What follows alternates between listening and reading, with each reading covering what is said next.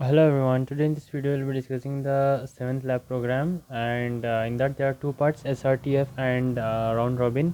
So this video is just for the SRTF, which is the shortest remaining time first, and round robin I'll making a separate video. Okay, so what is shortest remaining time first is, like, we'll be understanding using an example.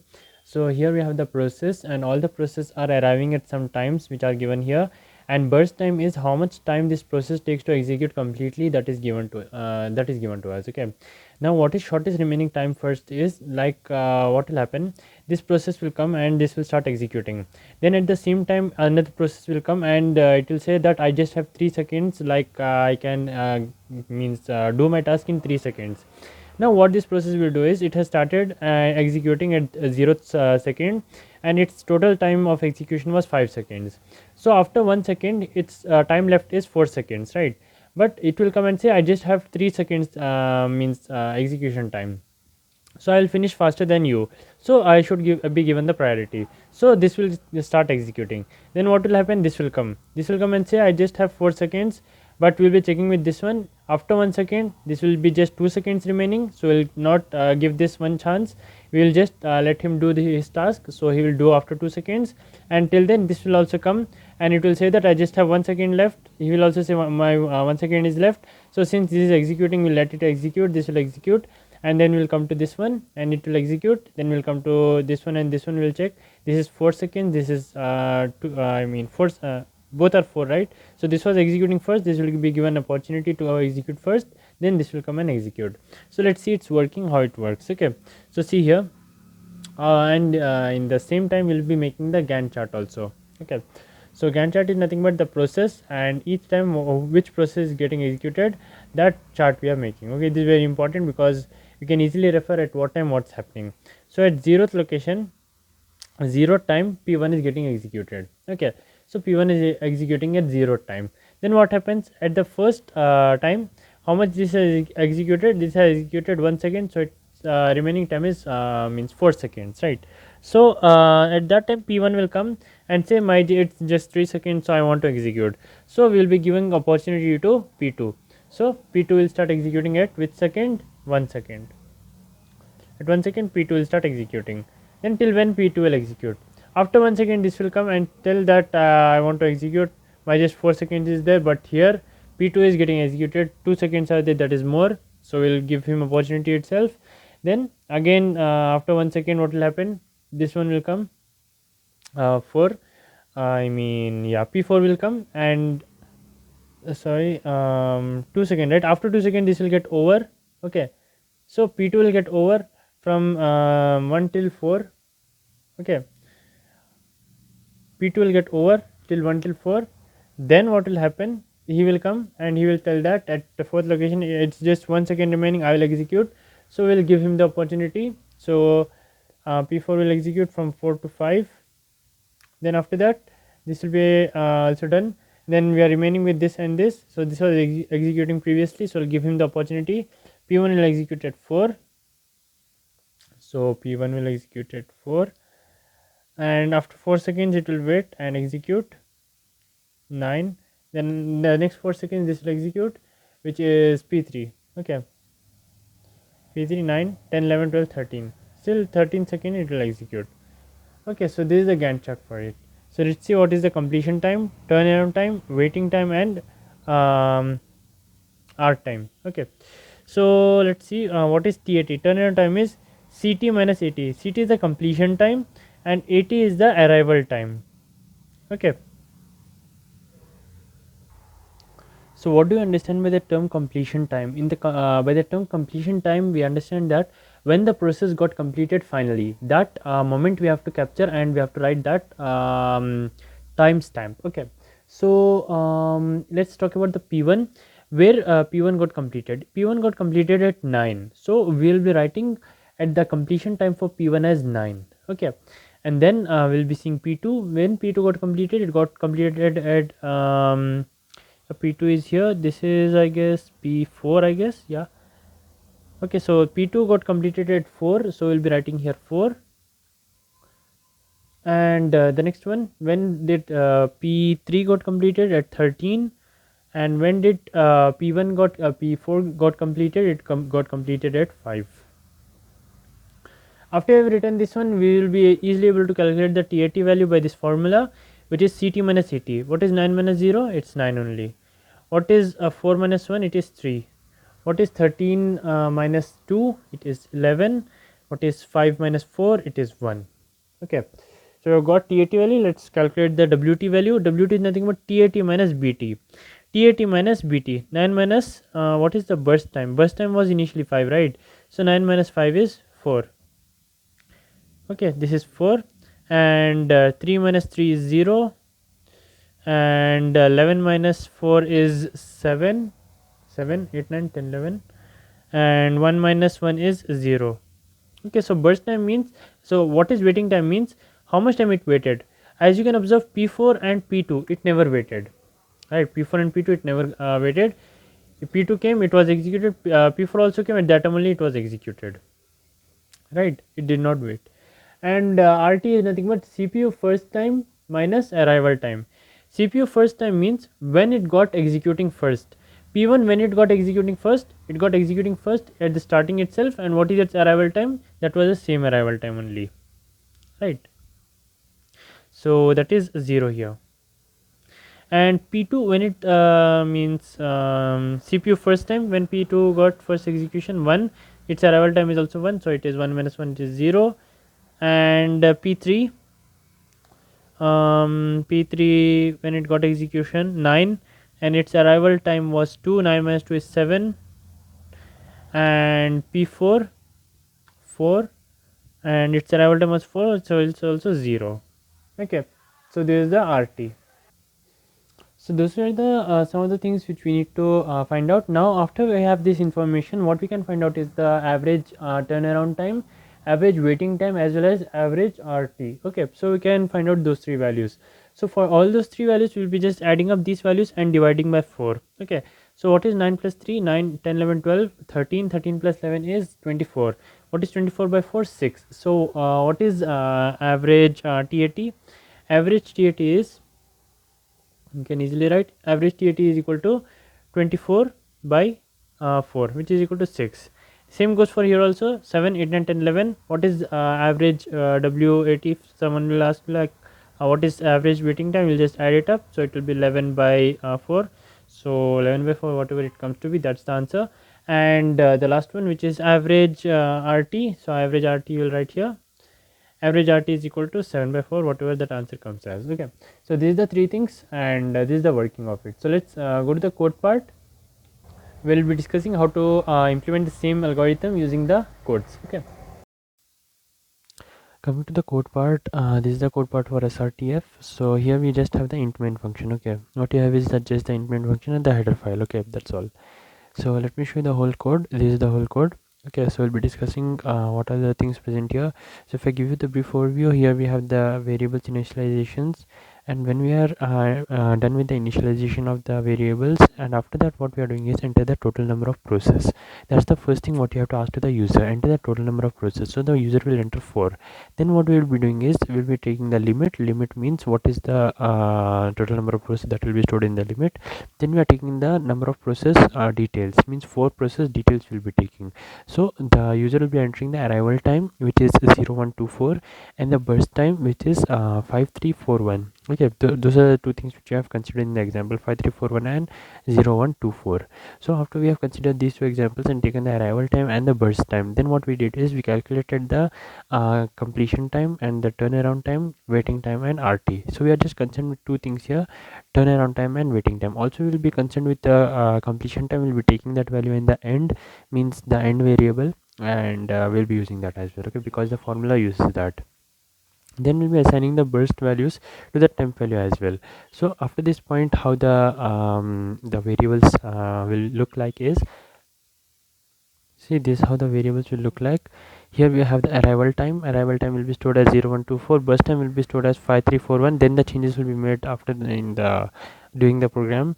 And here we have also stored 9999. I'll tell you when we are storing that. And here we have temp will be similarly as copied as this one, okay, because burst time will be keep on changing. It will become means lesser values, but the temp should remain same because that's the actual burst values. We need that in the end, right? And these are the different variables, so these are also assigned here. So let's go to the program, what's actually there in the program. After we have assigned those things like the temp and the arrival time and the burst time, then what you are doing is burst time of 9 is equal to 9999. So why we are setting this is because what we are actually doing in shortest remaining time first is we are checking whose remaining time is smallest. So to find out the minimum number, what we do is firstly we will take the maximum number as the minimum number, then any number like 25, this will be compared with this 25 less or this, then this will be less, so it will be compared as this is the lesser number. So like that, for calculating the smallest remaining time first we are considering the means biggest time, okay. So burst time of 9 is equal to 9999, like that we are considering initially. Then what we are doing is a for loop here, okay. This is what nested for loop, okay. So the whole program will run from here till the end, okay. For time is equal to 0, count is not equal to limit, time plus plus. I'll tell you what do these terms mean, but before that let's see the overview of this, okay. So here we have the ending of the for loop, and after that what you have is average waiting time is equal to wait time by limit, turnaround time also turnaround time by limit, then we are printing it, okay. So the ending part is nothing, just the calculation of the average times and the printing of it, okay. But before that we have the nested for loop. So the main code of the program is here. Let's go again. What was there? Header file was here. After that we have the variables initializations here, and after that we are taking the number of process and the number of means the details of the process, arrival time, burst time, and the burst time is getting assigned to temp. After that the burst time is written as 9999. After that we have a nested for loop with, and after finishing with the nested for loop we have the average waiting time and the average turnaround time which we are printing, okay. So our main task is to understand the nested for loop. I hope this much is clear for you. Now let's understand what is in the nested for loop. In the nested for loop, it's running from I is equal to 0 till limit. What do you mean by I is equal to 0? Sorry, not this one. Yeah, 0 to time is equal to 0 to count is not equal to limit. What is the time variable used for? What is the count variable used for? And what is the limit variable? Limit variable is for which is the number of process, and count variable is the how many processes or how many processes have been over. Okay, that we are keeping count. If one process is over, what we will do? Count plus plus. Another process over, another count plus plus, like that. If 4 processes are also over executing, then we'll do count is equal to 4, and this will exit this loop, okay. That's what the count variable is used for. Now what is time? Time means, if I show you the Gantt chart here, in the Gantt chart you can see like the time is from 0 to 9, 0 to 13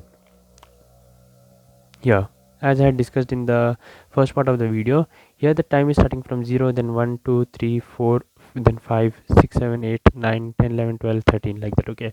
So each time will be incremented by 1 second, and then we'll be checking has any other process come. Listen carefully what I'm telling. After each second, what we are checking at this point of time is, has any other process come at this time. We are checking the arrival time. Has any process come at this time at 1 second? If yes, means we are just checking. We'll go to the yes part later. Has any process come to this part? Yes or no? If it's not, then we'll continue with the previous one. If any other process has come, what we have to check is the timing of it, is the burst time less than the remaining time of the previous process? Is the burst time of new process less than the remaining time of previous process? That's what we are checking here.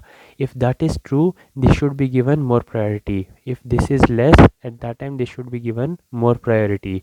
So that's why we are checking, okay. After each second we will check, has any new process come and its burst time is less than the burst time of the previous process, then this has to be given the priority. If the burst time is greater than the previous process, we should not give the priority, we should continue with this one itself. Now suppose that its burst time is less than the previous process. In that situation, what we have to do is we have to start executing this one. How do we initialize, like how to start executing that one is, firstly we will be checking. See here, the code was here, right? Yeah, time is equal to 0, count is not equal to time plus plus. Okay, let's see what happens at time is equal to 0. Smallest is equal to 9. What is smallest? Smallest is the index value of the process which has the smallest running time. It is the index value of the process having the smallest running time. So initially I think like my least value is 9999, so smallest is assigned as 9, which is the index value. Then I will be running through this loop to find out if any other value is smaller than the smallest value, that I'll be checking. Okay. And one more thing I should keep in mind is that I should not consider the values which have not yet arrived. Means the time is 0, right? At the time 0, what are the process arrived, that process only comparison should be made with this one. Because if this process is making the comparison, this has smaller time than 5 also, but this has not yet arrived, so there is no point in making the comparison with this one, because I cannot take this one, it has not yet arrived. So I will just compare those process which has arrived at that moment of time and are smaller than 9999. Okay, so that's what I'm doing. So if you observe carefully here, I'm just running a for loop here. Smallest is equal to 9, I is equal to 0 till limit means 4, it is running from 0 to 4. And after that what I have is arrival time of I is less than or equal to time. What is time? It is 0. Arrival time of I is giving us what time the process arrived. Suppose that there are 4 processes, P1, P2, P3, P4. Okay, so the arrival times are 0, 1, 2, 4. Now I'm starting from here, time is equal to I is equal to 0, so I'm starting from the first process in the arrival time array, and then I'm checking that arrival time of I is 0, is less than or equal to time is 0 initially, because the time started from here, it is 0 now. At this moment of time, has this process arrived? Yes. Burst time of I is less than the burst time of smallest. What is the burst time of the first process? If you look at that picture I had shown you, the burst time is 5 of the first process, right? Is it less than the burst time of the smallest, which is burst time of the 9, which is nothing but 9999? Is 5 less than 9999 is what they are asking. Yes, it is true.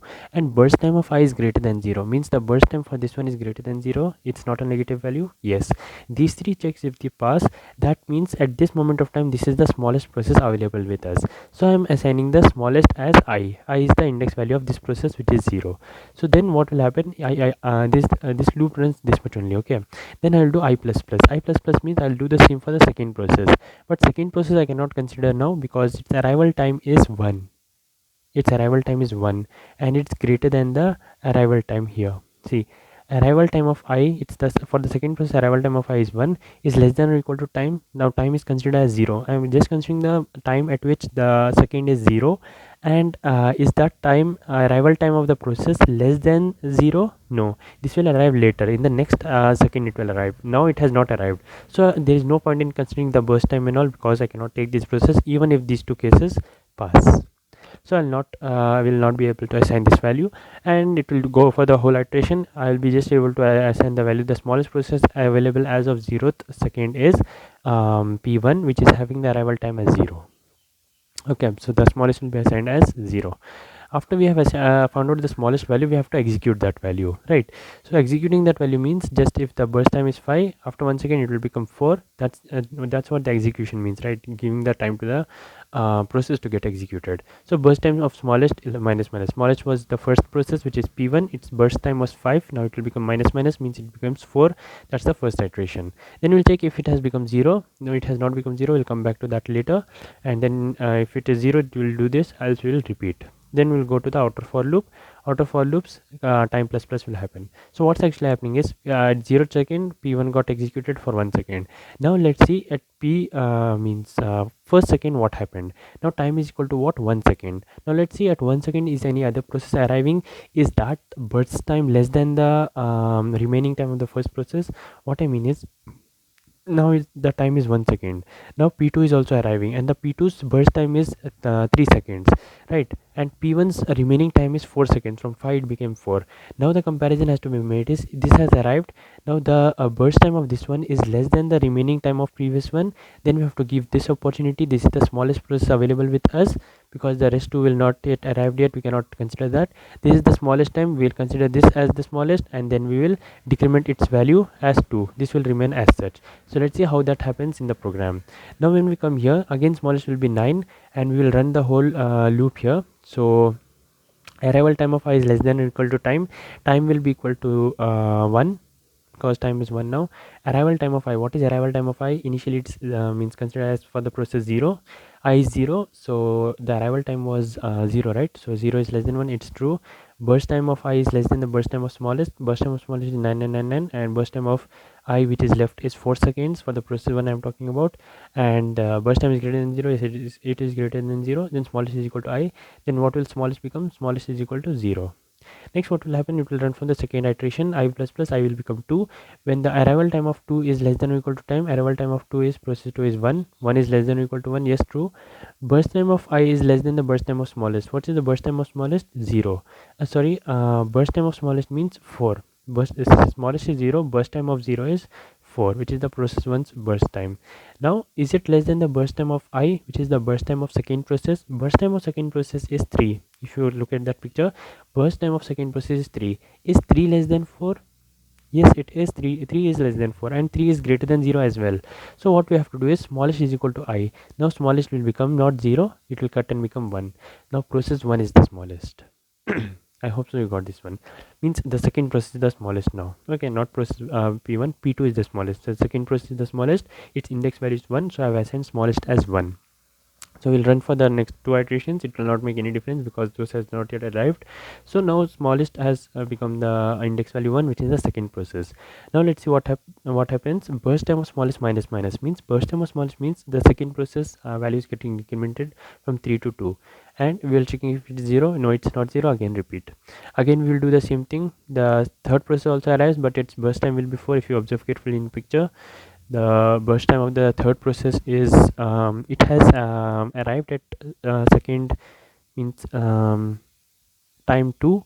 It has arrived, see, this process has arrived at time 2, but its burst time is 4, and its burst time of the second process is just 2. Because of the previous iteration it got detected 1, now it is 2. These two will be compared. It will not make any difference. Smallest is still this one.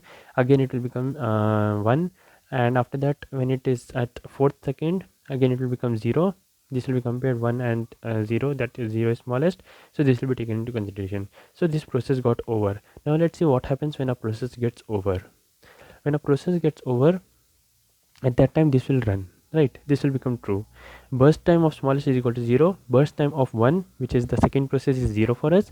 Count plus plus. As I told you, whenever we execute one process successfully, we will do count plus plus. And end is equal to time plus 1. End means the completion time. Time means what? The current second. If it is 0, the process had started executing and it got over, means in the 1 second it got over, right? Time plus 1, because that's what we are considering. It took some time, that is 1 second, and it got over here. So end is equal to time plus 1. End is nothing but the completion time. Okay, if I show you the formula, I'll show you the formula, and what we are calculating, the waiting time and turnaround time. So let's see what is the formula for waiting time and turnaround time, as we had discussed in the problem. See, these are the formulas which you have to keep in mind. Firstly, let's see for the turnaround time. That is nothing but CT minus AT. CT is nothing but end time. AT is the arrival time. End minus AT, that is equal to TAT. Waiting time is equal to TAT minus BT, burst time. So TAT is nothing but end minus AT minus BT. So keep in mind EAB, end minus AT minus BT. That is the waiting time. End minus AT minus BT. Okay, the same thing is written here. Previous wait time is getting added, that we need not consider. End time minus arrival time minus temp. Temp is what? As I already told you, temp will store the original burst values, because the burst value is already getting changed. So we need the original burst values, what was the previous burst value. So that's what we have saved here in the temp, the same burst values we had stored, and not make any changes, because we need it at this moment in the formula. So that's why we had stored. Okay, now we are using that. So the same thing, waiting time is nothing but end minus arrival time minus burst time, and previous waiting time is getting added. Okay, that's all. That is the wait time. And turnaround time is, if you see the formula, what is turnaround time? Turnaround time is CT minus AT. CT means end time and AT means arrival time. So that's what it's doing here. End time minus arrival time. Here also it's doing the same thing. Turnaround time is equal to turnaround time plus end minus arrival time. This is the previous turnaround time getting added, plus end minus arrival time. That's what we have written in the formula as well. So we'll calculate the wait time and the turnaround time, and do end is equal to time plus 1, then count plus plus. Okay. So after you have done this much, that's the for the first process. When a process gets over, I have discussed what happens, and when a process does not get over, what will happen. There iterations will happen repeatedly, and the checking will happen. And after these two gets over, you will be just printing these two values, waiting time average and turnaround time average. So to quickly wrap up, what's actually happening is we are coming from here stdr.h, we are initializing some variables. After that we are creating the number of process, and we are calculating the arrival time and the burst time, and we are storing the burst time in the temp value because we need it at the last. We need not have any changes in the temp value, the original burst value we need, but that's why we are storing in temp. And after that we are setting the burst time as 9999 of the last process. So we are comparing that with the other process to find out the minimum value. Okay, so that's why we are storing 9999. Then we are running an outer for loop and an inner for loop. After the for loop we are just printing the average values, and in the nested for loop what happens is we are checking if the process gets over or not, and at each time we are checking has there any new process arrived or not. Okay, so see here starting from time is equal to 0 till time plus plus. So count is not equal to limit means until the all the process not get executed. Count is for keeping the count how many process have been executed. Limit is the number of process. So time will be going, and we'll be checking at each second. For smallest is equal to 9, we are finding out which is the smallest process. How we are doing it? First we are checking has the process arrived. Arrival time is less than the time. The current times means what is the current time less than that. If the arrival time is means the process has been arrived. If current time less than that has is the arrival time means the process have arrived, and burst time is less than the burst time of smallest. The burst time of new process is smaller than the burst time of the previous process, the smallest process as of the previous case what we had considered, and burst time is greater than 0. If these three cases pass, that means it's the smallest process available with us. So we'll assign the smallest as I is the index value of the current process, and smallest will store that I index value which is of the smallest process as of now. Then we will do means if that is true we have found the smallest, then we will in the each second we'll do one time minus minus. Okay, and after that we'll be checking if it's 0. If it's not 0, we'll repeat it. We'll again go and check has any new process arrived. Is its burst time less than the burst time of the previous process? If yes, assign that as the smallest. Again do the minus minus. Again come back to this position and check if that is 0 or not. Now in case if it is 0, at that time what we'll do means the process have been over. Count plus plus end is equal to time plus 1. These three lines are just the formulas. End is equal to completion time means the previous second this has executed, it has over, so this plus 1 will be the completion time. So completion time we are taking here wait time is equal to wait time previous wait time plus end minus arrival minus burst time. This is the original burst time if you remember. Then we have turnaround time is equal to turnaround time plus end minus arrival time. End minus arrival time is the formula. We'll calculate this one. After that gets over, we'll do the same for the whole process. If all the process gets over, count value will be 4, and this will break out of the outer for loop and come here and print the values. I hope so you understood, and please make sure you hit the like button and subscribe to my channel, and thank you so much for watching. I'll see you in the next one.